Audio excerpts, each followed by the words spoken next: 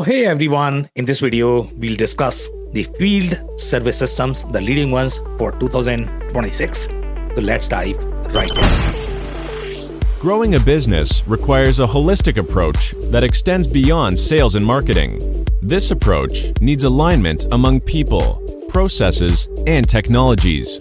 So if you're a business owner, operations, or finance leader looking to learn growth strategies from your peers and competitors, you're tuned into the right podcast. Welcome to the WBS Podcast, where scalable growth using business systems is our #1 priority. Now, here is your host, Sam Gupta. My name is Sam Gupta. I am principal at Elevate IQ. Elevate IQ is the independent technology advisory firm. We help our clients with technology strategy, system selection, change management. On that note, let's go back to today's topic, which is the top field service-centric systems in 2026. Before we look at the list, we are going to discuss some of the decision factors, and these decision factors will help you evaluate and compare these platforms. So first off, this is supposed to be a best of breed field service management category. There are a lot of different ERP systems. They are going to claim that they have field service capabilities, but that might be far more intertwined, interconnected. So if you care for best of breed, then these systems could be a great fit. We don't consider any ERP-centric modules as part of this list. So one of the criteria that we have for this list is it has to be independent category. It has to be best of breed category.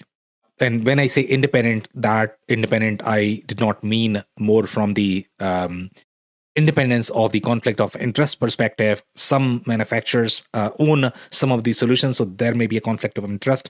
Independence is used, the term independent is also used from that context, so I'm not discussing that. I am simply talking about the best of breed installation, so you might want to keep that in mind. Now, some of the other decision factors, you're looking at suite versus best of breed. So if you care for suite, then there are some other capabilities that you need to pay attention to. I'll be touching on all of that when I discuss each of these platforms. Sometimes field service-centric systems can be far more aligned with CRM-centric workflows, just because some of the field service-centric companies, they might be integrating with some of their vendors and customers, and they need to acquire leads. So this becomes almost like a CRM, the way your customer flows are going to be. Even for some companies, for example, let's say if you compare this with manufacturers are going to have 3 different verticals. One is going to be your machine, then you are going to have parts, then service and rental. For the services, you are still going to be very customer facing. For those use cases, the field service category might align themselves with CRM, e-com, and we are going to discuss all of those factors, which solutions are aligned with CRM and which are not, which might be designed for slightly more back-end centric capabilities. Now, some of these systems might bundle some managed services as part of their bundle. For example, let's say if you need to shop for labor, you need to acquire part-time capacity, they might help with that. So sometimes they might have conflict of interest from that perspective. So we'll discuss which ones provide. But again, if you care for that, that could be a huge benefit as well. And now some of them might be native to a specific platform. For example, in the Salesforce ecosystem, we have several different solutions, one provided by Salesforce, then several others provided by third-party vendors. So we are going to look at that as well. Some are going to provide native experience and some are going to be slightly more agnostic in their experience, which can work with many different platforms, then pigeonholing you in a very specific category. So we'll discuss all of that. Now, the criteria that we have used to compile this list is product share. Acquisition strategy must be aligned with the field service category. If they are part of the broader company and their acquisition strategy is not necessarily focused on field service, then we care for that attribution. We don't rank them as well on this list if they are not investing as much from the R&D perspective, from their acquisition strategy perspective for their field service portfolio. So for this list, the only thing that is relevant is field service. Product roadmap, community ecosystem, win rate, technology strategy, as well as investors. So now let's look at the list.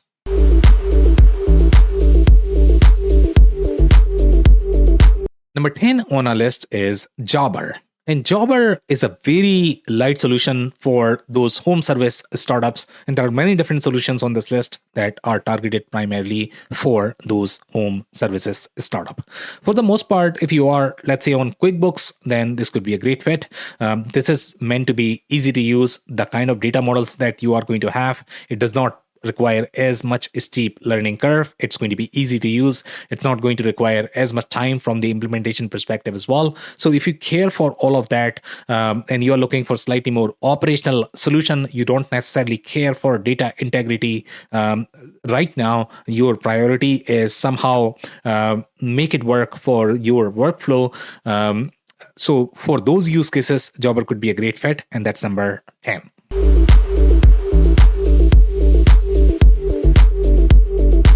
Now, number 9 on our list is Oracle Field Service. And Oracle Field Service is designed for a very different use case, very different purpose if you compare this with Jobber. Jobber is a very lightweight solution, very lean from the data model, process model perspective. It's designed for users that might not be as sophisticated. For the most part, when you start your journey, you are probably going to start with something like Jobber, and you would not move from Jobber directly to your Oracle Field Service. That may be too much of a leap. So you would go for slightly more mid-market centric solutions, and we'll discuss those in a second. But Oracle Field Service would be the enterprise solution when you are trying to combine many different field service business models. Your processes are very complex. You are trying to host your global field service processes as part of one solution. Then your Oracle Field Service solution is probably going to be a great fit. It will also be a great fit when you have many different solutions as part of your portfolio from the Oracle's perspective. You're on Oracle ERP and you are looking for tighter alignment with that, then that could be a great fit. Now, when you are going to have these complex enterprise use cases from call handling, dispatching, etc., all of those use cases are supported.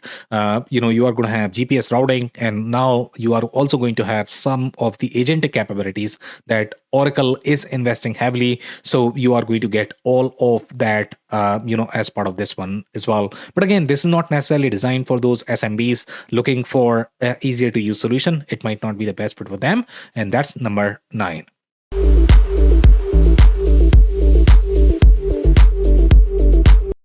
Number 8 on our list is ServiceNow Field Service Management. And ServiceNow is not meant to be a light solution either. It's supposed to be a very thick enterprise-grade solution. When you're looking for slightly more technical platform, ServiceNow does really well in the telco, telecommunication space. They are going to have all of those layers from the ITAM perspective, which is the IT asset management. They are going to be much deeper from the IoT scenarios perspective as well. But then they are also going to have very deep ecosystem as well as the technology layer that will allow you to implement any sort of custom apps, custom use cases that you need to develop on top of the ServiceNow platform. ServiceNow also is investing heavily on the AI agentic capabilities. They have acquired many different companies. So if you care for that, then ServiceNow could be a great fit. So ServiceNow overall, from the comparison perspective, they would be very similar to your Oracle Field Service. With Oracle Field Service, you might get a lot more capabilities pre-baked. With ServiceNow, you will get capabilities aligned to telco, data center, IT-centric businesses. That's where they do really well. So that's number 8.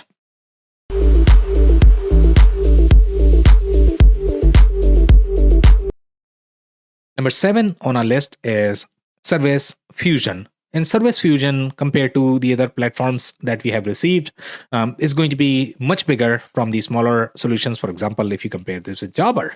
Now, Service Fusion is also prevalent in the home services space. Home services is a very different vertical compared to several other ones. For example, manufacturing is a different field service vertical. Service Fusion or Jobber, they might not be able to support all of that. Service Fusion might be far more relevant in spaces where you are also going to require a lot more e-commerce exposure. So if you care for that alignment between your e-commerce platform and field service, you're looking for one vendor that can do both, then Service Fusion could be a great fit, just because they are part of the same portfolio. The same portfolio company owns both of those. Traditionally, Service Fusion used to be really good, but now they are part of private equity. So all of the challenges that you generally get from the private equity perspective, you are probably going to see it with them as well, that they might not be as friendly. They might be doing nickel and dime for every single service. Again, depending upon where you are in terms of your maturity, sometimes when you deal with smaller software vendors, they are far more flexible with their consulting effort. Sometimes they might be able to throw a lot of support and consulting for free. If you care for all of that, then Service Fusion may not be the best bet. For the most part, Service Fusion, the private equity that owns the solution, they are not as big, so they are not investing as much from the R&D front. Some private equity companies do that. They are not investing as much, so you might not see as much product innovation as you are going to find with several other solutions on this list. So that's number 7.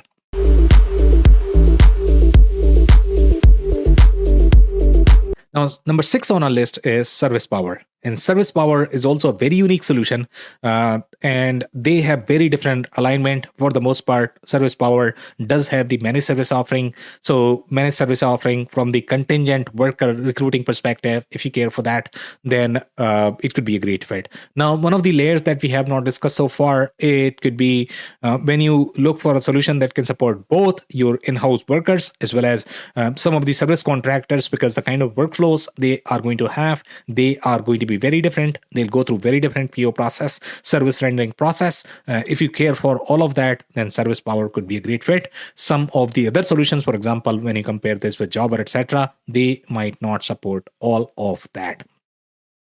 Now, Service Power, the technology is patented, so the whole scheduling engine is very powerful.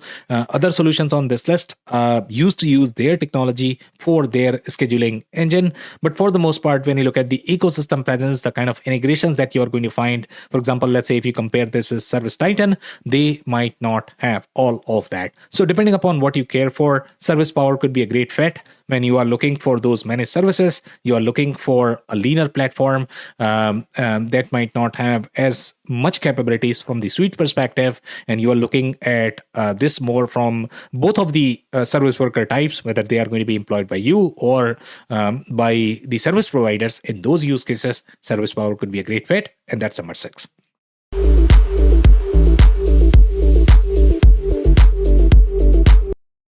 Number 5 on our list is ServiceMax. And ServiceMax has alignment with PTC. And again, PTC, they have several different solutions as part of their portfolio. So they are trying to sell this as part of the suite. So this is going to be slightly more manufacturing centric. If you are going to be manufacturing centric, then this might make sense. Also, ServiceMax has far more alignment with Salesforce, even though Salesforce has their own sort of field service solutions, so they are probably going to compete with all of that. But if you care for that alignment with PTC, engineering centric alignment, then ServiceMax could be a great fit, and that's number 5.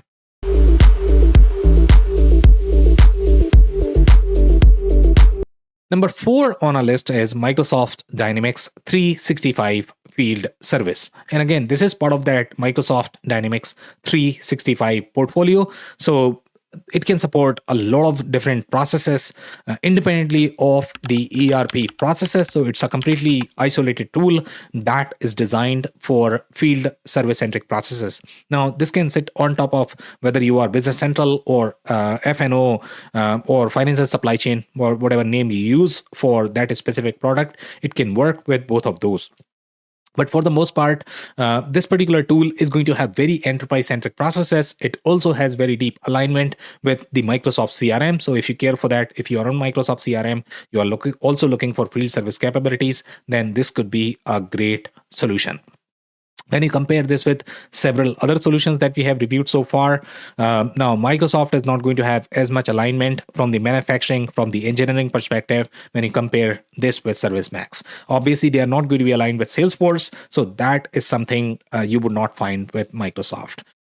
Just because they are rivals. And then some of these smaller solutions, when you compare this with, for example, Jobber, obviously this is much bigger, much thicker in terms of the processes, the kind of business models that they can support, the kind of data as well as process models that they are going to have as part of their processes is going to be very different. So that's number 4.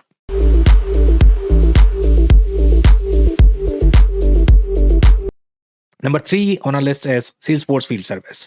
And this is owned by Salesforce, supported by Salesforce, even though Salesforce is going to have many different ISVs as part of their portfolio. ServiceMax is one of them. This is the one that they own. Now, Salesforce Field Service may not be as rich, at least when you look at the alignment from several different processes, but Salesforce Field Service could be a great fit when you are on Salesforce CRM, looking for Salesforce experience and looking for one vendor that can manage all of your processes. In those cases, Salesforce Field Service could be a great fit. But again, it's not as easy solution compared to some of the other SMB solutions that we have reviewed so far. If you care for all of that, then Salesforce Field Service may not be the great fit. So that's number 3.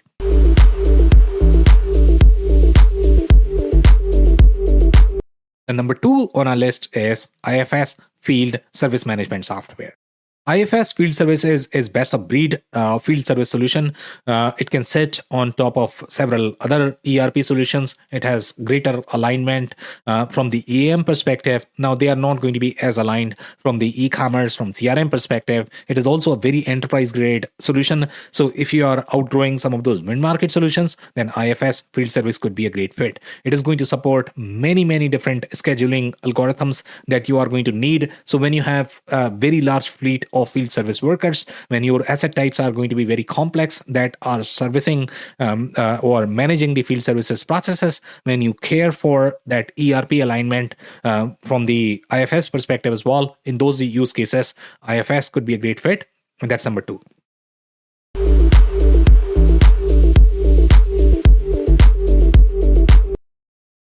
Number 1 on our list is Service Titan. In Service Titan is a very mid-market centric solution, very different from several other ones that we have reviewed so far.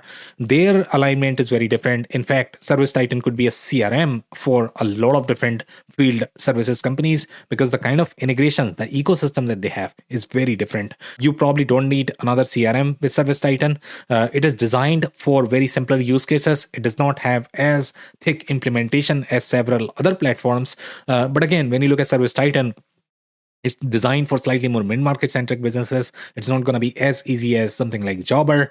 If you're looking for very easy platform, then you can go for something like Jobber. But if you are outgrowing that, then Service Titan could be a next step. Once you have outgrown Service Titan, the next step could be something like either IFS or Oracle, Microsoft, or maybe some of the options from Salesforce. So that's how the maturity of the solutions would be overall. Where they sort of stand in terms of their own positioning. But if you're in the residential sector, you're looking for an easy to use solution that is not going to require as much implementation dollars, is going to have some sort of pre-baked integration. In those use cases, Service Titan could be a great fit. And that's number 1. If you enjoyed this video, we are also going to link a report that is going to have much deeper analysis. So you might want to check that. This podcast is also available in the audio form on major podcasting platforms. We publish these videos on a weekly basis, so you might want to hit the subscribe button. If you have not checked our digital transformation report, that is going to have a lot more solutions as well as benchmarks, so you might want to check that. On that note, thank you so much for tuning in. I'll see you in the next one. Thank you for listening to another episode of the WBS Podcast.